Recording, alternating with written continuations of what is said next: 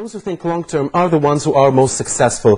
So what would you say about the theory that there is nothing that can make you think more long-term than to think about eternity? Your final destination is going to either be Eden or hell. So if you really want to think big and think long-term, you think about your relationship with Allah, you think about the role of your religion in your life. And that could be the best incentive for change, of course. Positive change. But this is only for those who have Iman. It's not for everybody. And we know Iman is by degrees. And a person that realizes that the most severe punishment meted from Allah subhanahu wa ta'ala to a believer isn't that he may take away your eyes, or he may take away the life of someone that you love, your parents or your children, but he puts a hijab, he puts a barrier between himself and you. For a true believer, that is a punishment. That you're trying to get close to Allah subhanahu wa ta'ala, but Allah's put a barrier there. Maybe it's a test for you. Maybe to make you stronger to overcome that barrier. Some people fall short. Again, this falling short is to do the way they've been brought up, to give up. But the more Iman they have, the giving up factor is lessened. The less Iman they have, they try to find immediate gratification for that need. And it could be haram, it could be halal, but depending on the Iman of the person. And yes, of course, for a true believer, success is in pleasing Allah subhanahu wa ta'ala and eventually ending up in paradise. That is the greatest success. So in your opinion, Sheikh Ramaz, what's the biggest obstacle to positive change? I know if I speak about it in generic terms, right, it will be self-belief, the negative belief, limiting belief they have about themselves that they can't achieve. Because they've been brought up to think that they're useless. By the time that a child is in their teens, especially in London where I'm from, there's an amazing change. When I say amazing, not a positive change, but a complete negative change. I've had parents crying to me saying, what's happened to my sweet princess? She turned 13 and she's like shaitan on the earth. And you think, subhanAllah, yesterday the father saying she was so sweet and now she's turned into societal. And we cannot detract that parents do try and do a good job. But just because we have children, if we haven't had the training, doesn't make us good parents in regards to tarbiyah. So self-belief is the starting point. Belief in that what you're striving for, you deserve. Most people, they plan. If not plan, they dream. So they plan and they put it into action. Either they stop very quickly, or just before they reach the end, they sabotage it, believing they're not worthy of that. I have no value to this. I've been taught, generally speaking, I've been taught that what I want to achieve is not for me. And parents, as children are growing up, by saying to the child, you can't. I don't mean you can't because you're not allowed by the authority, that's different. I'm talking about you can't do, that's not for you, son. I want you to be a doctor, I want you to be an engineer, but he wants to do something else, maybe he wants to be an alim. Now, that's frowned upon these days, especially in London, the parents. You have the fathers and mothers who are practicing properly, but they want to have a placard on the wall to say, look what my child has achieved for me in the dunya, not for themselves. So what's the difference between a plan and a dream? So we want to develop ourselves, we should have a plan, and maybe we are dreaming. You mentioned two very interesting points, and definitely what's the major difference between black and white, between East and West? A person who does not want change, you know that person, everyone knows that person. Let's call that person X. Oh, I'm going to do this. I'm going to do this. I'm going to do that. 2 or 3 years later, I'm going to do this. I'm going to do this. I'm going to do that. 5 years later, this is the dreamer. And unless you have some kind of love for this ex-person, and you tell them straight, brother, so you're dreaming.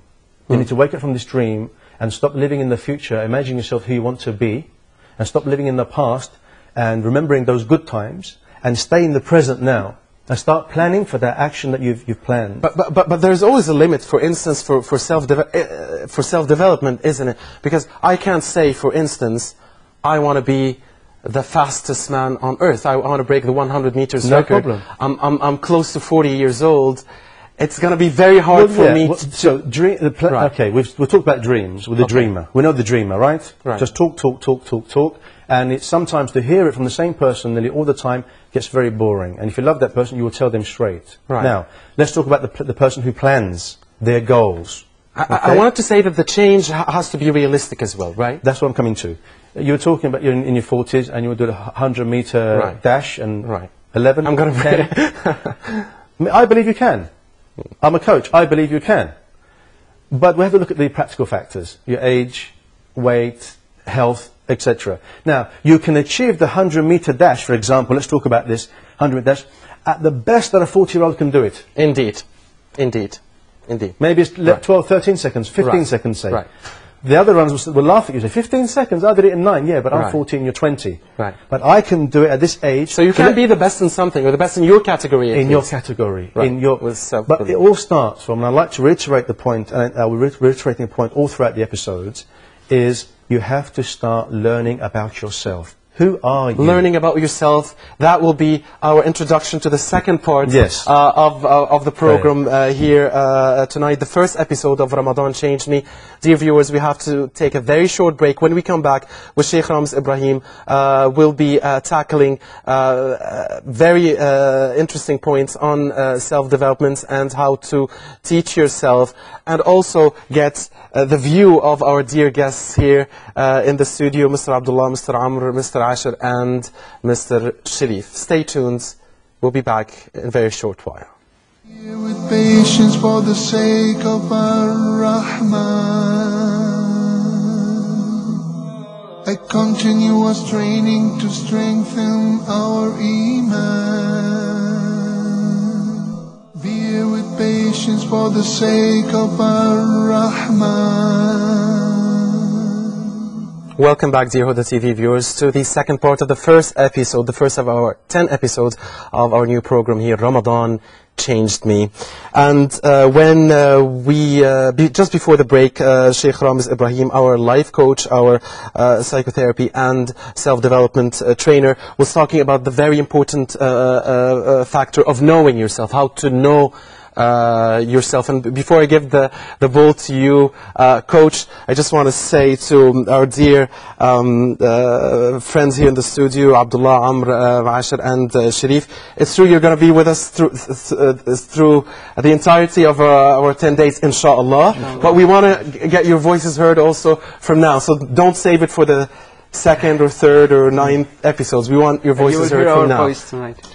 Right. Coach, know yourself, knowing yourself. Just a couple of things. Majority of people think they know themselves, but if we went through some of the exercises that I teach, you would know that majority of people know others better than they know themselves, and others know you better than know your own self. And this is a problem. This is a problem. And the problem stems from the fact that, for example, you'd go and you meet someone for the first time, you shake their hands, you ask their name, they give you their name, you give them your name, you walk away, and what happens? You forget their name. Because you're too busy imposing your ego, your nafs on them. You want to have the stage. It's about putting yourself aside. Who are you? I'm insignificant. Make someone significant in front of you, and you'll be significant. In regards to, not as in being proud or being better than anybody else, but to know yourself. You say, yes, I actually put that person before I put myself. And this is where the first development starts, from knowing yourself, is to put others before yourself. That way you will know yourself. You will know if you're selfish, you will know that if you're selfless. And it's very, very important for the two main needs of a human being, contribution and growth.